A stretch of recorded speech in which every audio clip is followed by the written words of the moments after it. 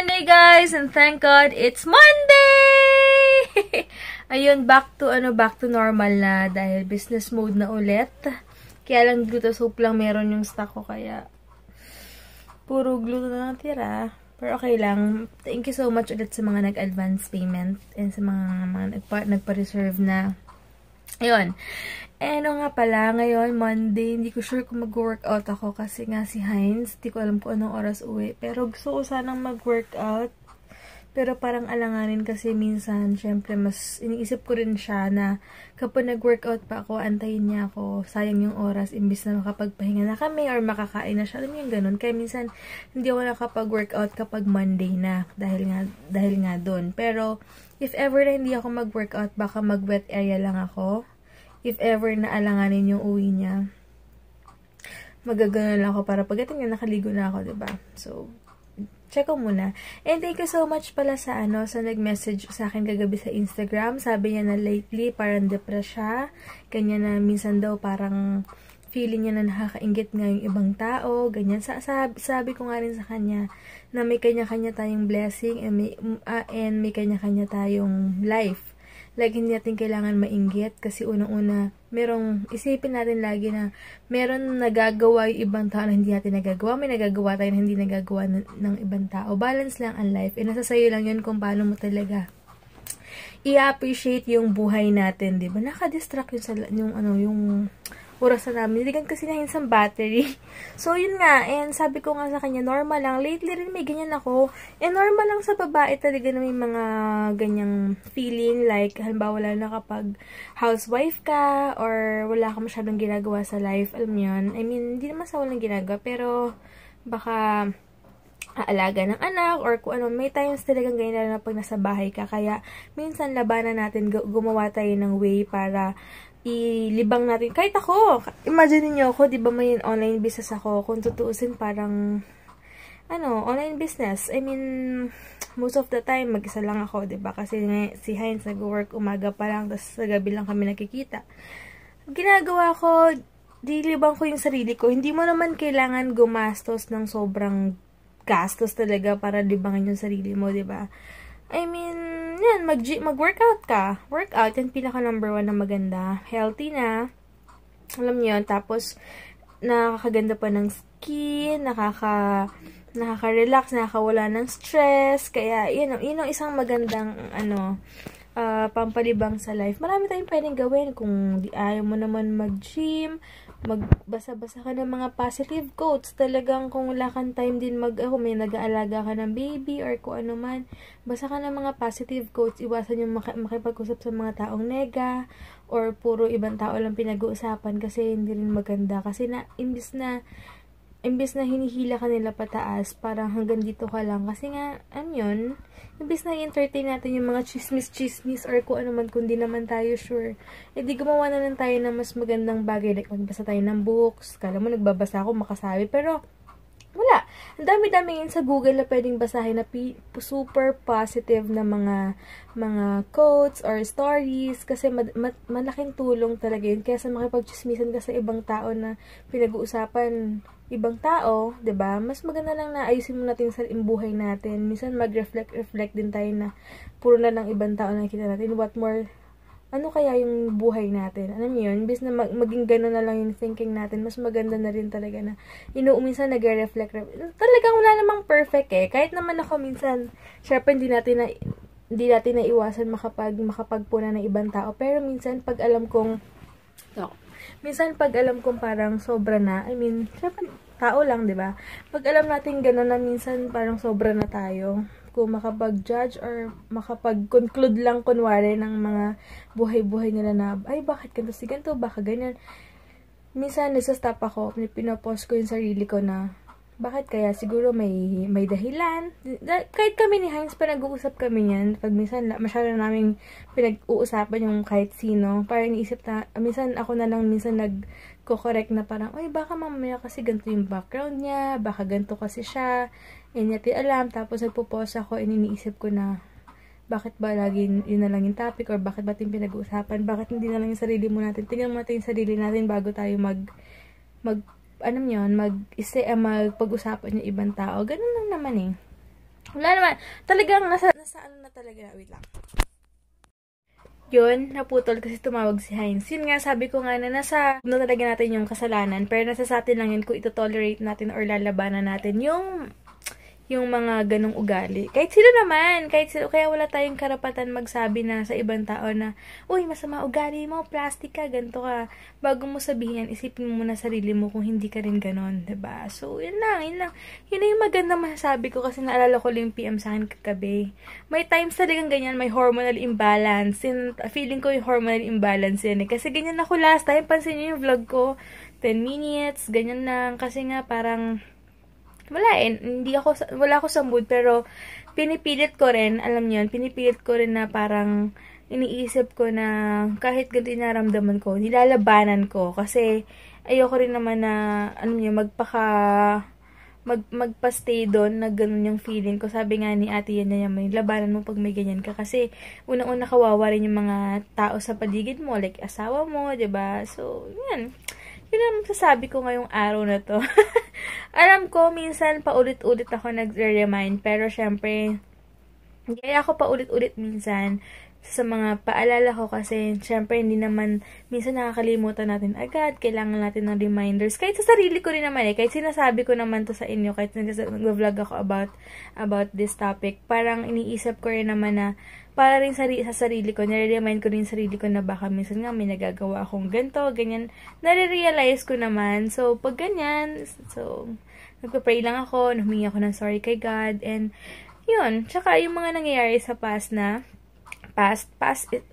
is past nga. So, hindi ko naisip. Lagi tayong looking forward dapat sa future natin lagi. And sabi nga, diba sa mga quotes na minsan na kapag lagi ka naglo-look back sa mga past mo, hindi ka talaga magpapatuloy sa life mo, walang magbabago kasi like ka nakatingin sa past And 2016 na, baguhin natin yung mga isip-isip natin. And kapag normal lang yung mga ganyan talaga, yung may mga, minsan may topak, maldita, minsan nga pag gutom ako, sobrang maldita ako. Nako, kahit matanong ni si Heinz, huwag lang talaga akong gugutumin, talagang, minsan hindi ako si Debbie talaga. Sabihin niya, Heinz, alam mo, hindi ikaw yan. Ganun siya sa akin kapag alam nilang, pag may ginagawa kami, may mga papagawa kami ng kotse, nasa gugutom ako, ganyan.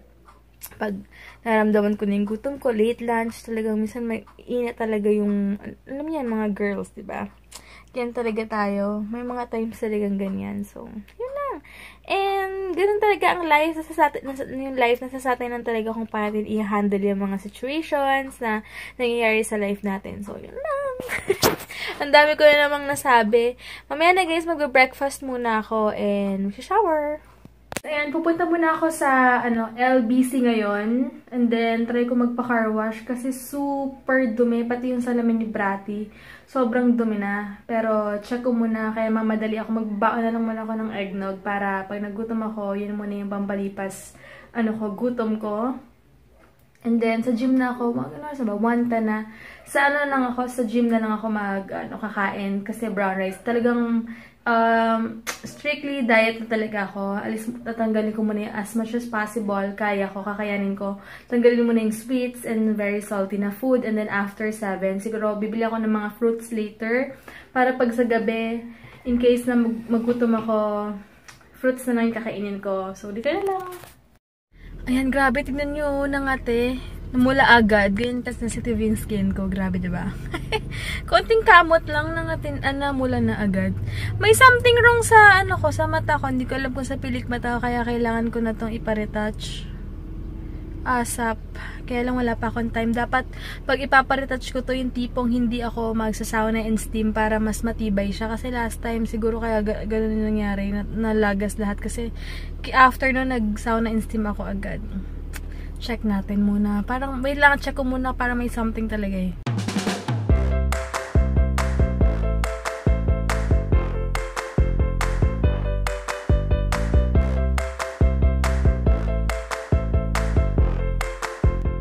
Bumili pala ako ng corn kasi gusto ko yung ganitong corn yung puti. Yung parang pang binatog. Kain muna ako. Itong dago. Ayan, ang sarap ng ang sarap ng feeling kay super linis. Diba? Kahit umulan, okay lang. At least, for that na malinis yung loob.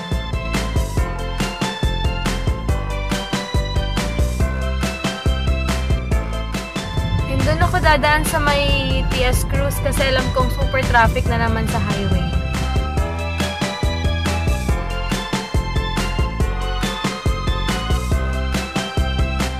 So yun, kakatapos ko lang magpunta ng BDO. Ang laki ng tulong ng machine nila, yung para hindi ka na pupila. Hindi ka na pipila sa cashier, no? Super grabe. Nakatipid talaga siya ng oras. So ngayon, punta ako ng ano sinasabi ko? Punta ako ng bibili ako ng brown rice. Nakalimutan ko yung kainan na yun. Wait lang ha. Gustong-gusto ko kasi yung yung brown rice nila dito.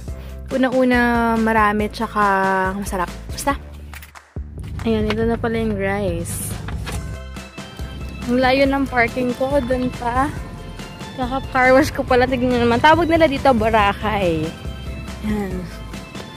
Ito yung aga pa, wala ng parking dito. Buti na hindi ganun kainit. Okay lang maglakad. Nagsalamin pala ako kasi lately sumasakit yung ulo ko. Dahil nga diba hindi na ako nagsasalamin masyado. Pero ngayon, salamin ako. Ito pala ulam ko, bangus sisig tsaka brown rice. Hi guys! Hi ate! Si Liz daw, galing siyang US. Nabanggit mo daw, di ba yata yung about sa US na bubble gum? Dadalan daw niya tayo dito, punta siya dito. Thank you in advance! Hi Mr. Clean! Ano yan? I sell. Ito na si Good Morning. Wala si Bestie, nasa Balera. Oo. Si Ate Jonna pala may Snapchat na siya. Ano yung mo sa Snapchat? Follow niya siya. Ano na yung mo sa Snapchat? Jonna Lee Despi. Ano yun? Jonna Lee Militante. 20, ano number? Militant 2. Walang N eh. Militant 2. 2? Militant 2. Ba't kayo may 2? Jonna Lee. Walang N ah. Ano po yung pangalan mo? Ay, hindi naman. Jonna Lee Militante 2. Yun. Dali na ikaw na din. Yung spelling niya, mali pa yung name. Ano ba yun, ate? Hindi mali nga. Sa Instagram mo, hindi ako active dyan. Ayan, sa Instagram. Ano name mo sa Instagram? Ay, ako. Yung iba, pinalo nga. This, ano yan? Hindi, free naman. First of the year. First dot of that year. Tama? May dot, di ba? First dot of that year. Ah, may dot pa. Okay, yan. Mahalin pa kaya ako ng asawa kung ganito yung tsura ko. Ha? Alam na kayong... Yan. Si Ate Jonathan tuwa sa Snapchat ko. Tingin to, tingin! Ganda yan. Pinakamaganda mong picture, ate. Hindi, kanina yung mga Hindi ko makita kung saan yung mga sinig. Ayun guys, nag-ubos na kami ng oras kasi mamaya pa ako mag-workout. Mag-aalala ako steam and sauna. Bestie! Nakami magawa dito. Siya uminom siya ng tea kasi kailangan daw niya. Hi guys! Ito na asawa ko. Hey, what's up? Nag-alala ko, ha? Ako, agad. Wala masyadong traffic. Thank you, Lord. Nag-steam and steam lang ako. Ay, spinning. Nag-steam and sauna lang ako. Punta muna kami sa parking. Idadali namin bag ko. Ay, yung short pala niya from Bean Print. Yeah, print. Basta nasa Happy Happy Print Print Manila. Manila. Nasa description box. Ayan, pupunta muna kami ngayon sa ATC kasi bili ako ng fruits. Ayan. Punta muna kami ng restaurants. Bibili kasi ako ng fruits. Yan, balik fruits ako kasi lately nasasanay na ako na kumakain ako sa gabi. Kaya ngayon pa nagugutom ako, mag-fruits na lang ako.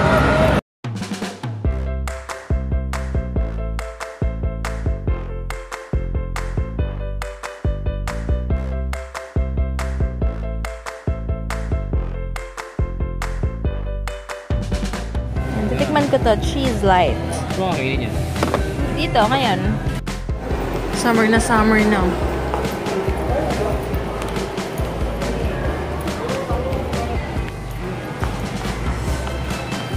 Dapat Dito kami sa National Bookstore. Kailangan daw niya kasi ito ng whiteboard marker. So, ayan. Pilot na lang yung brand. Ano pa? Folder din. Ilan kailangan mo?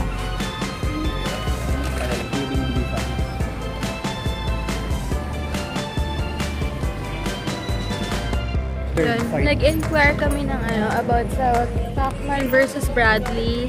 Dito 1.5 isa.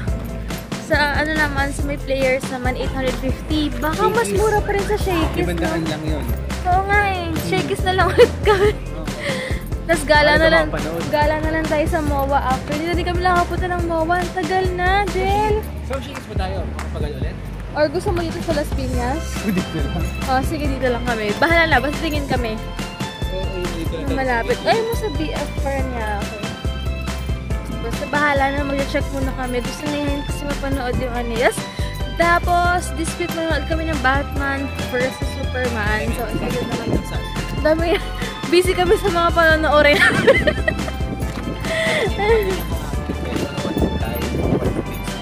Oo nga, pero ayaw mo sa bahay, mag-avail na lang tayo ng signal. Mahal. 1.5 din eh. Wala pang pagkain. Sa bagay. Alam mo naman yung asawa ko. Masyadong ano. May food tapos sa labas ka lang. Iba naman din. Last time kasi 500 consumable din sa Shakey's. Oo, may pizza na kami, may pasta. May iced tea pa tayo na Iced jar. tea. Solid na rin. Hi guys! Bahay na kami and yung pilik mata ko natatanggal-tanggal na pero thumbs up ako kay ate mo kasi gumawa nito dahil 2 weeks akong okay yung pilik mata ko, hindi siya agad-agad naglalagas. Ayan, tignan niyo. Ngayon na lang nung kanina kasi parang pag tumitingin ako sa kanan, ganyan gumagano-gano yung mata ko.